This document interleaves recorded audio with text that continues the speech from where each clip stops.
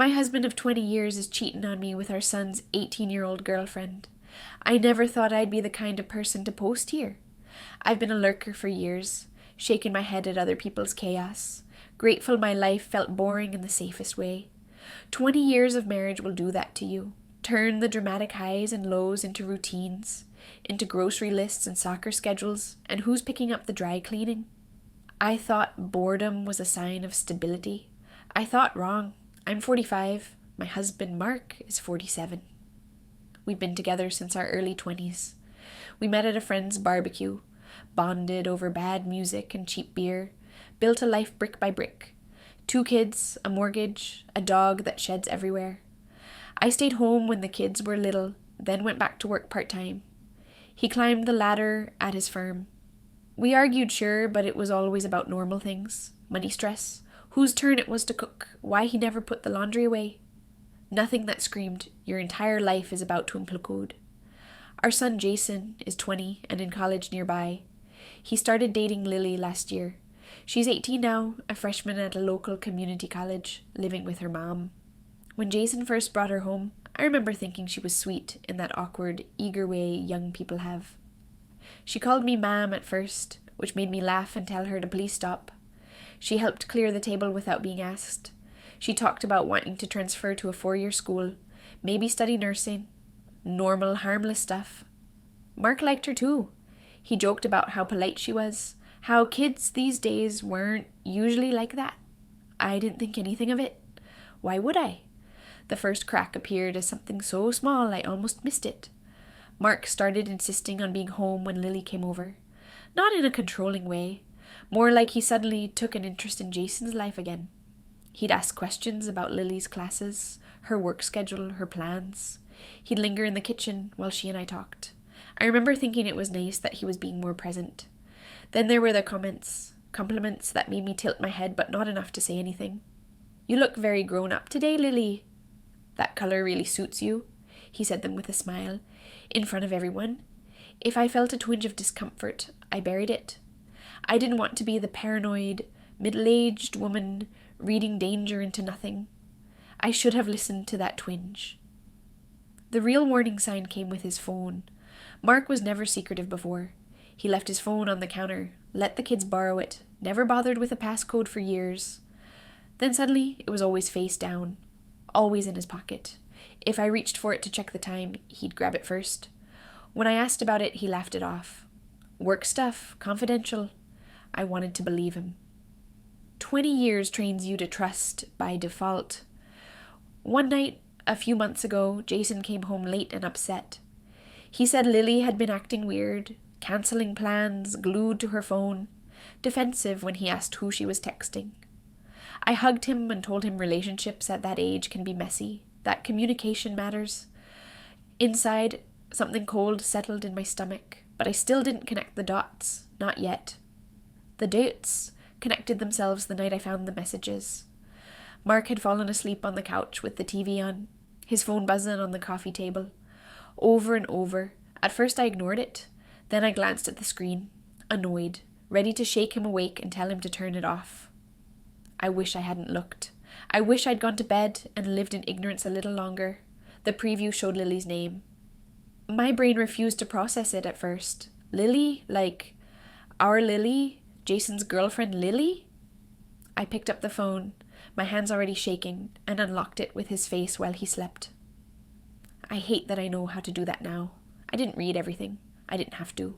The last few messages were enough. I miss you already. I wish we had more time.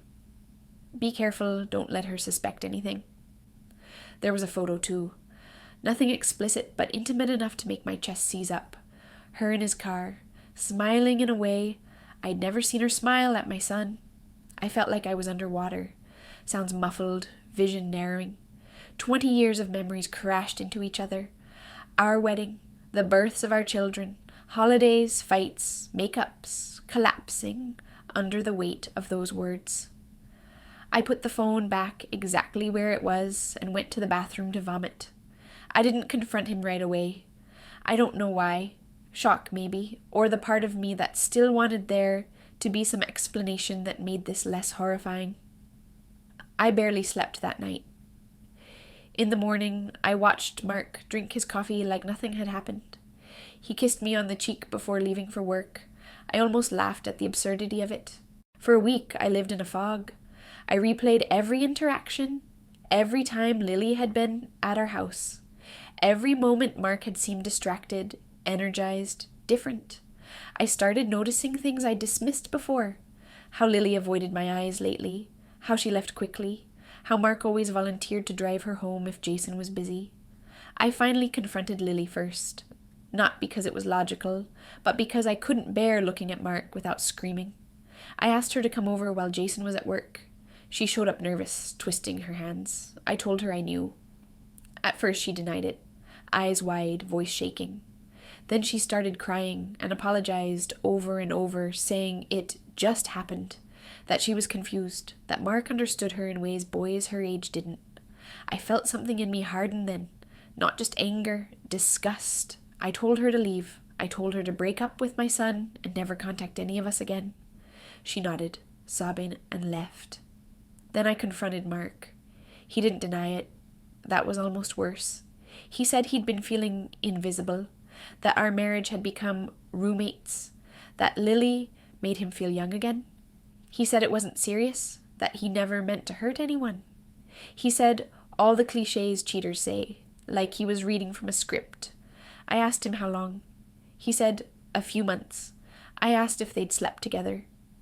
He hesitated, then said yes. I slapped him. I don't regret it. Telling Jason was the hardest thing I've ever done. Watching my son's face crumble as I explained, without details, without cruelty, what his father had done. He went quiet, then angry, then numb. He packed a bag and left that night to stay with a friend. He hasn't spoken to his father since. Our daughter, 16, knows something is wrong, but not the details. I can't bring myself to shatter her image of her dad yet. Mark moved into the guest room. He keeps asking to talk, to go to counselling, to fix this. I don't know if it's fixable. This wasn't just an affair. It was a betrayal layered on top of another betrayal. It crossed lines I didn't even know how to name. I feel old in a way I never have before. Not because of wrinkles or grey hair, but because my sense of safety is gone. I trusted this man with my youth, my body, my children, and he risked all of it for an 18-year-old girl who will one day look back on this and realize how messed up it was. People keep asking what I'm going to do. I don't have an answer yet. Some days I want to burn it all down. Divorce papers, public exposure, scorched earth. Other days I just want the pain to stop, to rewind to before that phone buzzed on the table. I'm angry at Mark. I'm angry at Lily. I'm angry at myself for missing the signs. Mostly, I'm heartbroken for my son, who lost his girlfriend and his father in one blow. If you've read this far, thank you. I don't know what I'm looking for. Advice, validation, maybe just witnesses to the fact that this happened and I didn't imagine it. My life feels split into before and after, and I'm standing in the wreckage, trying to figure out how to move forward. Right now, all I know is this. 20 years can disappear in an instant, and sometimes the people who swear to protect your family are the ones who tear it apart.